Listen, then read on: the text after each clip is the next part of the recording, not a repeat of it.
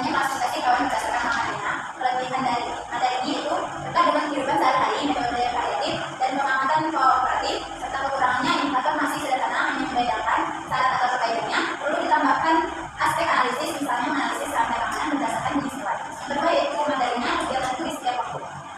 Mengaitkan konsep waktu dengan aktivitas sehari-hari atau kontekstual, yang kekurangannya itu indikator hanya mengatur ketepatan belum ke refleksi dari siswa. Saran atau perbaikannya ditambahkan tugas refleksi atau jurnal harian siswa. Yang ketiga itu materi dari macam-macam sumber daya alam, serta kelebihannya itu dapat analisis lingkungan, metode aktif dan berbasis masalah, serta kekurangannya tidak disebutkan contoh konkret masalah sekitar dan solusi atau saran ditambahkan studi kasus nyata, misalnya pencemaran sungai atau pengembangan hutan. Yang keempat yaitu materi fakultatif tumbuhan. Kelebihannya itu sudah mencantumkan referensi dan contoh. Kekurangannya itu penilaian hanya menekankan ketepatan belum ke keterampilan eksperimen, serta sarannya itu tambahkan kegiatan praktikum sederhana, misalnya uji praktik pada daun. Yang kelima itu energi dan sumber energi. Kelebihannya itu materi penting, metode bermain peran membuat pembelajaran aktif, serta kekurangannya indikator hanya menghubungkan belum ada aplikasi nyata. Serta solusinya itu bisa ditambahkan proyek membuat alat sederhana, misalnya cincin angin mini. Yang keenam yaitu materi anggota tubuh manusia. Kelebihannya itu materi dekat dengan diri siswa, mudah dipahami. Kekurangannya indikator masih menimbulkan belum mendorong analisis atau aplikasi. Serta sarannya ditambahkan kegiatan mengenal organ lain, model tubuh atau alat kabar. Ketujuh yaitu siklus makhluk hidup. Itu kelebihannya alat proyek pembuatan siklus hidup metode bervariasi. Kekurangannya itu penilaian belum detail atau hanya kesesuaian proyek. Serta solusinya itu perlu rubrik penilaian proyek atau kreativitas kecepatan atau perhatian. Yang kedelapan itu UTS, tentu soal bervariasi pilihan dan isinya proyek. Serta kelebihannya itu tidak jelas atau benar. Solusinya itu sebaiknya cantumkan proporsi tiap bentuk soal.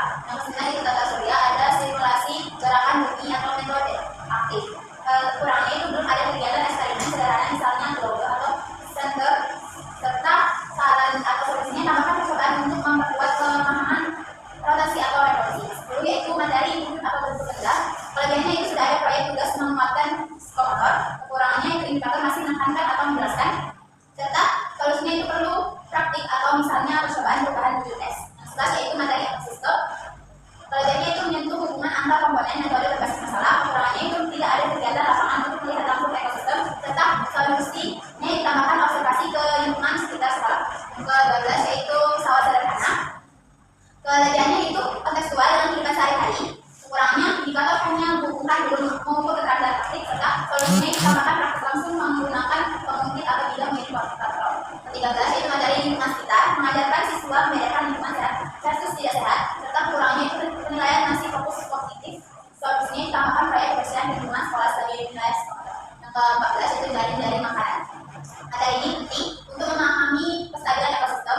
Kekurangannya itu penilaian hanya memecahkan masalah, belum ada visualisasi. Serta sarannya ditambahkan kegiatan membuat tabulan dari atau makanan. Yang ke-15 itu benda cair. Jadi kelebihannya itu ada proyek untuk membuktikan sifat benda. Serta kekurangannya itu penilaian proyek belum detail.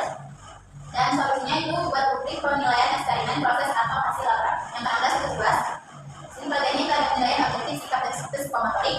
Serta kekurangannya itu bobot tiap aspek tugas. Dan solusinya itu sebaiknya bobot pembelajaran seimbang, titik 50% efektif, 20% psikomotorik, 30%. Yang selanjutnya itu analisis RPS dari Ahmad Rizky. Di sini ada dua, itu analisis RPS atau Klinik Sains dalam kehidupan SD. Yang pertama itu minggu pertama itu materinya itu pengenalan sains, apa itu sains, manfaat sains dalam kehidupan. Kelebihannya itu memberikan landasan dasar penting sebelum masuk materi ini. Kekurangannya itu masih bersifat teoritis, metode diskusi dan tanya jawab saja. Serta sarannya itu tambahkan aktivitas eksplorasi, misalnya mengamati fenomena sains di sekitar. Itu minggu kedua dan ketiga, benda dan sifatnya atau wujud benda perubahan hidup. Kelebihannya itu ada eksperimen dan demonstrasi sehingga konkret. Kekurangannya yaitu belum tercantum proyek kecil, misalnya perubahan wujud es lilin. Dan saran atau perbaikannya tambahkan tugas praktik rumah agar bisa lebih aplikatif. Minggu keempat dan kelima itu materinya gaya dan gerak atau jenis gaya, pengaruh gaya terhadap gerak. Kelebihannya itu menggunakan percobaan sederhana sesuai karakteristik SD, dan kekurangannya itu penilaian hanya laporan dan tes tertulis, kurang psikomotorik. Dan sarannya perlu rubrik keterampilan praktik, misalnya percobaan menggunakan balok atau mobil mainan. Minggu ke-6 dan ke-7, energi dan perubahan panas cahaya bumi listrik. Sini kelebihannya itu materi dekat dengan kehidupan metode atau simulasi dan eksperimen.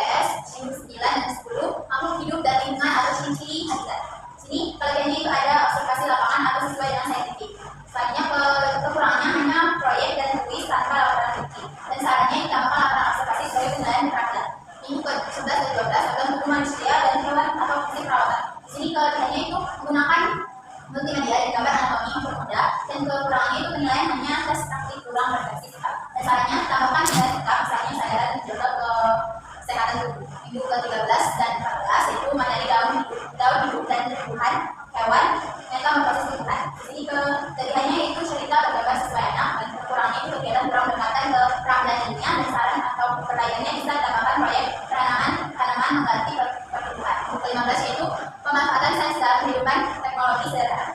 Di sini kelebihannya itu relevan dengan kehidupan sehari-hari berbasis proyek. Kekurangannya itu penilaian hanya proyek kelompok baru individu, dan syarat atau pertanyaannya tambahkan nilai individu dalam proyek agar yang ke-16 luas ada gabungan pengetahuan keterampilan sikap, dan kekurangannya tidak disebutkan soal praktik serta syarat atau pertanyaannya sebaiknya ada bagian praktik sederhana dan luas.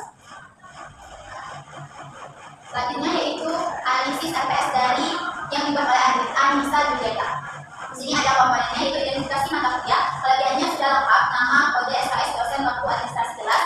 Kekurangannya itu tidak mencantumkan capaian pembelajaran mata kuliah dan lulusan. Dan serta sarannya tambahkan CNMK dan CPL agar lebih terstruktur. Selanjutnya itu komponen kedua yaitu deskripsi mata kuliah. Kelebihannya itu menekankan keterkaitan konsep sains dengan kehidupan sehari-hari dan pembelajaran SD relevan dan kontekstual. Serta kekurangannya itu deskripsi masih ilmu belum menyebutkan keterampilan ilmiah spesifik, serta syarat atau perbedaannya bisa ditambahkan kompetensi ilmu, misalnya keterampilan proses sains sikap ilmiah. Selanjutnya itu bahan kajian. Di sini kelebihannya yaitu topik cukup lengkap, hakikat sains dan energi makhluk hidup, alam semesta, inovasi hingga mikrobiologi, dan kekurangannya urutan bahan kajian kurang sistematis. Contohnya evaluasi pembelajaran dilakukan sebelum diproduksi. Saran atau perbaikannya susun urutan dari konsep dasar penerapan inovasi agar alurnya logis. Ini itu pendekatan pembelajaran tersirat dari bahan kajian. Kelebihannya itu ada topik khusus pembelajaran berbasis proyek dan inovasi sesuai dengan kurikulum merdeka. Kekurangannya belum jelas metode rinci di tiap topik. Saran atau perbaikannya tambahkan strategi pembelajaran misalnya scientific, discovery learning. Dan selanjutnya itu evaluasi. Kelebihannya itu ada topik evaluasi pembelajaran IPA mengajarkan mahasiswa tentang asesmen. Kekurangannya tidak ada rincian bentuk atau instrumen penilaian misalnya tes, proyek, portfolio. Dan saran atau perbaikannya perlu ditambahkan format evaluasi luas, tes, tugas, proyek, dan presentasi. Dan yang terakhir itu keterpaduan itu kelebihannya bahan kajian mencakup ranah kognitif, efektif, dan keterampilan mengajar atau pro-teaching. Kekurangannya belum jelas hubungan antara bahan kajian dan capaian pembelajaran, serta saran atau perbaikannya perlu menekankan bahan kajian ke CMK dan CPL. Baiklah, itu saja tugas menganalisis RPS dari teman-teman. Terima kasih. Wassalamualaikum warahmatullahi wabarakatuh.